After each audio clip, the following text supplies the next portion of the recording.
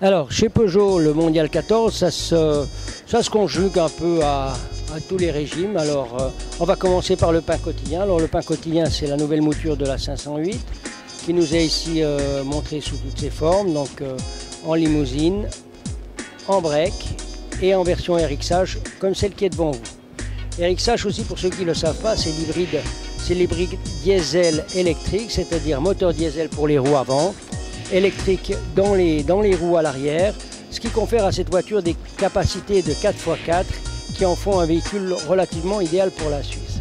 Maintenant, on a toutes les motorisations essence et diesel que l'on connaissait sur ces variantes.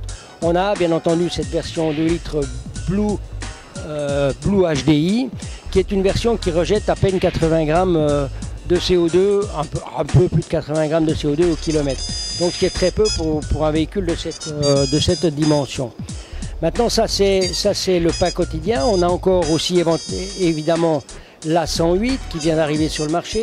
La 108, c'est cette petite citadine très compacte qui est développée en collaboration avec Citroën et Toyota, donc qui sont propulsés par des moteurs de 1 litre et 1 litre 2, de 68 et de 90 chevaux. Le 1 litre 2 est un moteur propriétaire de Peugeot, alors que le 68 chevaux est un moteur développé par Toyota. Voilà, maintenant, cette 108, qu'est-ce qu'elle apporte de nouveau? À part un modeling complet par rapport à la 107 qui était le modèle précédent, elle apporte aussi la connectivité.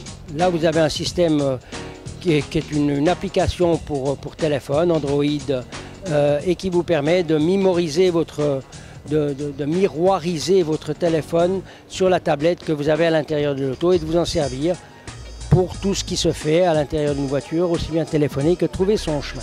Ça, c'est un peu ce qui est on va dire le pain quotidien de chez Peugeot. Maintenant, ce qui va nous arriver très bientôt, c'est la 208 GTI Edition 30, qui est une version un peu spéciale parce que le châssis a été revu, les freins sont plus gros, la tenue de route est meilleure. Enfin, il y a pas mal de petites choses comme ça qui ont été ajoutées à cette édition et qui sera disponible en Suisse à partir du mois de novembre en quantité limitée et pour un prix qu'on ne connaît pas mais qu'on estime aux environs de 30 000 francs. L'autre nouveauté de cette voiture qui arrivera aussi vers la fin ou le début de l'année, c'est la 308 GT. Et là, on insiste bien sur les mots GT et pas GTI, puisque ça, on nous a fait remarquer de façon très claire chez Peugeot que ce n'était pas une concurrente de la Golf, mais une évolution sportive dans la gamme des 308. Cette voiture peut être disponible avec un moteur essence de 1,6 litre qui développe 205 chevaux, donc c'est un THP, ou un moteur diesel Blue HDI qui lui est de 2 litres et qui va développer 180 chevaux. Bon, là aussi, pareil, pour les prix, on vous en dira plus quand on saura. Pour le rêve chez Peugeot, c'est très simple. Ça se qualifie d'abord sous le nom d'Exalt. Exalt, c'est la vision à plus ou moins long terme de Peugeot dans le domaine des limousines coupées sport. Alors, limousine coupée sport, c'est parce qu'on ne sait pas très bien si ce sera du 2, 4, 5 portes, avec des lignes plutôt effilées, très belles. Bon, comme d'habitude, c'est toujours du rêve, donc on verra ce qu'il en sortira après.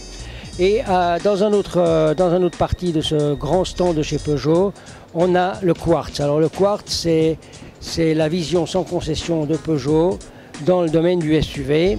Alors du SUV, on peut espérer que ce soit du vrai 4x4 qui va faire plaisir et qui va rester un peu comme il est parce que là il est bien brutal et bien beau, mais on sait bien aussi que souvent ça change.